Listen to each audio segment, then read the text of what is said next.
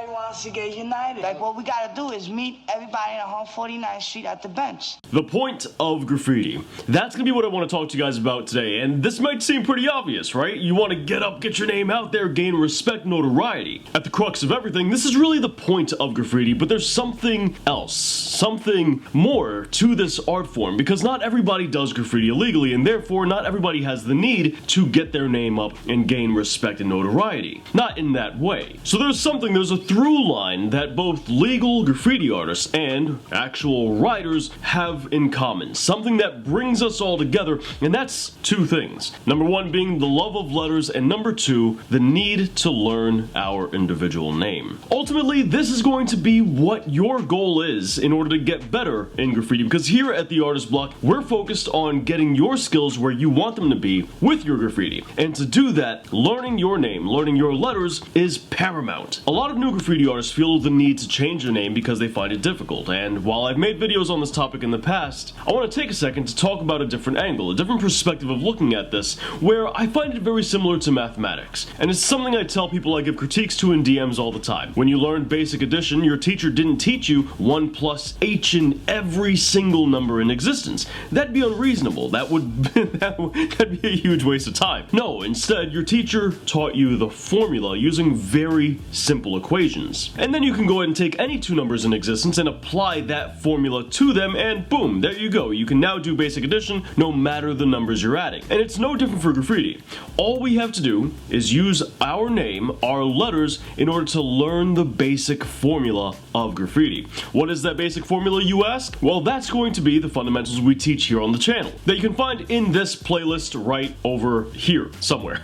And we just released a brand new book you can find in the description down below, which goes into a lot more depth for each one of graffiti's fundamentals. It's a full comprehensive guide for graffiti, and it also teaches you how to find and evolve your style. It's by practicing your name, practicing your letters, and messing up along the way where you begin to understand how graffiti's fundamentals function. And the more you understand how those fundamentals function, the more capable you become in playing around with those fundamentals. And the more fluent we become with these fundamentals, the more we're able to exaggerate them over time. And that allows your style to show through. Now, this is why I always recommend separating your practice from your fun drawings. And this isn't something I oftentimes get to say, but you do want to set aside time to have fun with art and play around, do whatever you want. Don't focus on the quality, don't focus on practice, but just focus on playing around. This is your chance to explore different concepts, different ideas that you have with letters, and as a result, different styles. But if you don't know the fundamentals, none of them are really going to pan out at first. This is where practice comes in. With practice, you want to study new topics to gain new information, and then actively practice that information. And through this practice, that'll be what makes you capable of utilizing those concepts and ideas that you tried out when you were playing around. Now it's time we talk about a little bit of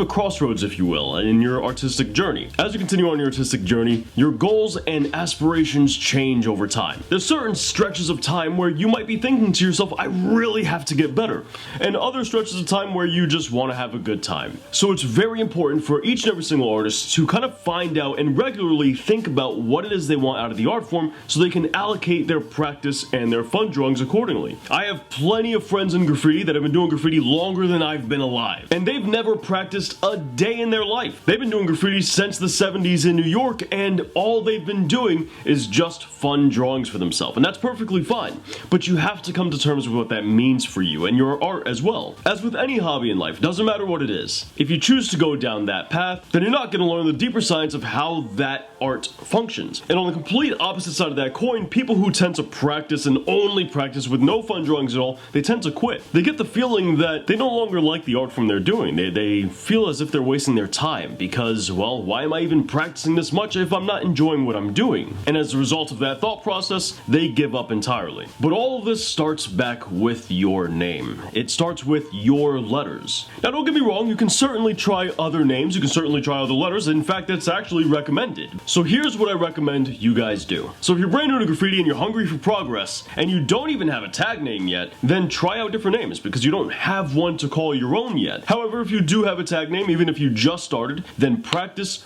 with that. Try to learn lessons with that specific name, and sprinkle in a couple of other letters, a couple of other names here and there. Let's say I practice 10 times, and maybe 2 of those are the name Grom and Greg. gram instead of grim, just to kind of mix things up a little bit, put my G, my R, and my M into a different situation because of the different vowel that's in there. And maybe that third practice is a completely different name entirely, just to really get myself out of my comfort zone, see the graffiti's fundamentals in a different light, see them in a different situation, something that doesn't resemble my name at all. Now, once again, early on in your graffiti career, expect these practices to go terribly wrong, right? Don't expect to knock these out of the water. I remember I did one of my ex-girlfriend's names way back when I was very new to learning graffiti's fundamentals, and I spent 8 hours trying to do the letter S that I really want. Like, I saw it in my head, but I couldn't get it quite right. Is that a long time? Yeah, it sure is. But back then, I wasn't good at graffiti, and I didn't know graffiti's fundamentals, but I knew there wasn't something quite right. And that's gonna happen to you guys as well. Now, as you get better, as you become more comfortable with graffiti's fundamentals, you can sprinkle in other names a little bit more regularly. That way, you're once again consistently getting yourself out of that comfort zone. Once again, not to use the math example a little bit too much, but it would be very similar to, instead of doing 5 plus 5 or 1 plus 1, now you're doing 20 plus 20 or 150 plus 150. Still the same formula, but a little bit more complex because it's something you're not used to. There's a few more moving parts to this. All the while, keep in mind, we're not really adding style yet. We're still trying to iron out our fundamentals. Style is taking place in your fun drawings, where you're exploring different concepts and ideas. Save that for that. The reason we're doing that is because when you add style and you don't know the fundamentals, all you're really doing is adding mistakes and practice bad habits. That's all you're really doing. Any professional in any art field will tell you the same thing. And the reason for that is because style is an exaggeration of the fundamentals. But if you're brand new and you don't know the fundamentals, then you can't possibly know how to exaggerate those fundamentals without destroying them. And it's because we understand that we're playing around with these letters and we're just kind of having a good time exploring concepts and ideas. We're gonna end up destroying the fundamentals in the process of that.